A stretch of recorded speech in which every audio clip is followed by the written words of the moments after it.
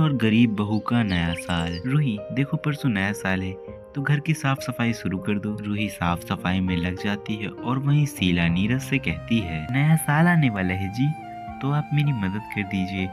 बस किस किस को बुलाना है और किसके किसके घर में मिठाई भिजवानी है, एक लिस्ट बना करने में मेरी मदद कर दीजिए आप। शीला, तुमको तो पता है ना मैं कितना बिजी हूँ, और आज मेरी एक क्लाइंट के साथ मीटिंग है तो बस मैं वही निकल रहा हूँ, सॉरी। ऐसा कह के नीरज तो फैक्ट्री के लिए निकल जाता है, जिसके बाद शीला अपनी सास के पास जाती है। माँ, मैं बहुत परेशान हो जाती हूँ, वैसे भी मुझे कितने काम रहते हैं और अब ये सभी गेस्ट की लिस्ट भी मुझे ही बनानी पड़ेगी। अरे तू परेशान क्यों हो रही है, मैं तेरी मदद कर दूंगी ना। सास बहू आपस में बातें कर ही रही होती हैं कि तभी वहाँ शीला की बेटी पिंकी आ जाती है। माँ, आपने मेरी न्यू ईयर की ड्रेस फाइनल करी या नहीं? नहीं बेटा, पर अच्छा हुआ जो आपने मुझे याद दिला दिया। हम आज ही चलते हैं ड्रेस लेने, आप भी मेरे साथ चलो। जहाँ शीला और उसकी बेटी दोनों कार से ड्रेस लेने के लिए चले जाते हैं, वहीं दूसरी तरफ गरीब रूही घर के काम खत्म करके अपने घर पहुंच जाती है, जहां उसकी सास फटी हुई चटाई को सिल रही थी। तू आ गई बहू, खाना बना दिया है मैंने, दाल चावल बनाए हैं, तू खा ले उसे, वरना अगर ठंडे हो गए तो फिर अच्छे नहीं लगते हैं। माँ, आप ये क्या कर रही हो? अब क्या करूँ बहू, ये चटाई नीचे से फट गई है तो रात में इसमें ठंडी लगती थी, बस इसीलिए सिल रही हूँ। तभी वहाँ रूही की बेटी पलक आ जाती है। माँ, आप आ गई? हाँ हाँ मेरी लाडो। माँ, आपको पता है हमारे स्कूल में ना फंक्शन हो रहा है और वहाँ सभी बच्चे नए नए कपड़े पहन कर आएंगे और डांस भी करेंगे, पर मेरे पास तो नए कपड़े ही नहीं है। कोई बात नहीं पलक, जब मेरी तनख्वाह मिल जाएगी तो मैं तुम्हें नए कपड़े ला कर दे दूंगी। जहाँ एक और अमीर बहू अपनी बेटी के लिए डिजाइनर ड्रेस लेती है, वहीं दूसरी तरफ गरीब बहू अपनी बेटी को झूठा दिलासा देती है। जहाँ एक और उनके पास खाने के लिए ढंग से दाल चावल भी नहीं था, वहीं दूसरी तरफ अमीर शीला अपनी बेटी के साथ रेस्टोरेंट में खाना खाती है। मेरी प्यारी गुड़िया को क्या खाना है बताओ जल्दी से। माँ, मुझे तो कुछ नया और अच्छा सा खाना है। शीला वहाँ की सबसे महंगी डिश मंगवाती है, जिसका प्राइस ही 8,000 रुपए था, जो शायद गरीब रूही की एक महीने की कमाई से भी ज्यादा था। फिर अगले दिन कितनी ठंड हो रही है, ऐसा लग रहा है जैसे बर्फी जम जाएगी। ओह, जहाँ एक और गरीब रूही इस कड़ाके की ठंड में झाड़ू लगा रही थी, वहीं दूसरी ओर शीला तो बिस्तर से निकलने का नाम ही नहीं ले रही थी। अरे यार, मेरा तो बिस्तर से निकलने का मन ही नहीं हो रहा है, और ये रूही की बच्ची पता नहीं कहाँ मर गई। थोड़ी देर बाद रूही अपने घर का काम निपटा कर वहाँ आती है।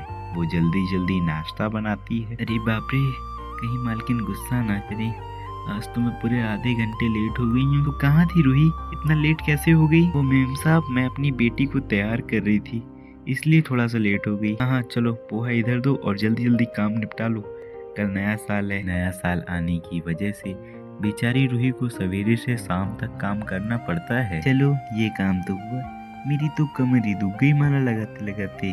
पता नहीं क्या क्या नखरे होते हैं इन अमीरों के नए साल मनाने के। रूही अपनी बेटी को पढ़ाने के लिए और घर का खर्चा चलाने के लिए बड़ी मेहनत करती थी, वहीं शीला अमीर होने के कारण रूही से मजदूरों की तरह काम कराती थी। तू यहाँ खड़ी खड़ी क्या कर रही है, जा जाकर पर्दे साफ कर। अभी वहाँ शीला की सास सालनी आ जाती है। बहू, तुझसे कितनी बार कहा है इतना काम मत किया कर, जा जाकर आराम कर। हाँ माँ, मुझे भी लगता है मुझे आराम कर लेना चाहिए। जहाँ एक और अमीर शीला के इतने नाटक थे कि वो बिना कुछ काम करे ही थक जाती थी, वहीं दूसरी तरफ रूही सारा काम करती थी, और फिर जब वो घर जा रही होती है तब उसे याद आता है घर में राशन खत्म हो गया है और मेरी तनख्वाह मिलने में तो अभी 2 दिन बचे हुए हैं। एक काम करती हूँ, मालकिन से कुछ पैसे ले लेती हूँ, पलक के कपड़े और थोड़ा सा राशन तो आ ही जाएगा।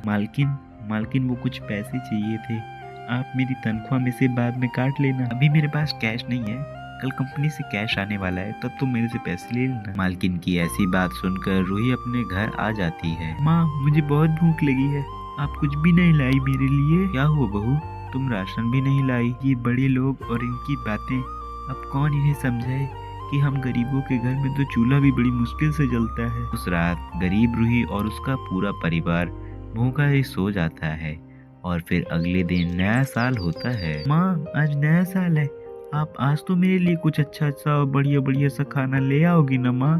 मेरे सभी दोस्त बहुत अच्छा अच्छा खाना रोज रोज खाते हैं, प्लीज मम्मा आप आज तो मेरे लिए कुछ अच्छा सा और स्वादिष्ट सा खाना लेते आना मम्मा। पलक की ऐसी बात सुनकर रूही को कुछ समझ में नहीं आता है कि वो क्या कहे। वो चुपचाप अपनी मालकिन के घर आ जाती है जहाँ उसके कई सारे गेस्ट आए हुए थे। रूही जल्दी जल्दी नाश्ता बनाती है और सबको देती है और फिर सब मिलकर नए साल पर केक काटते हैं।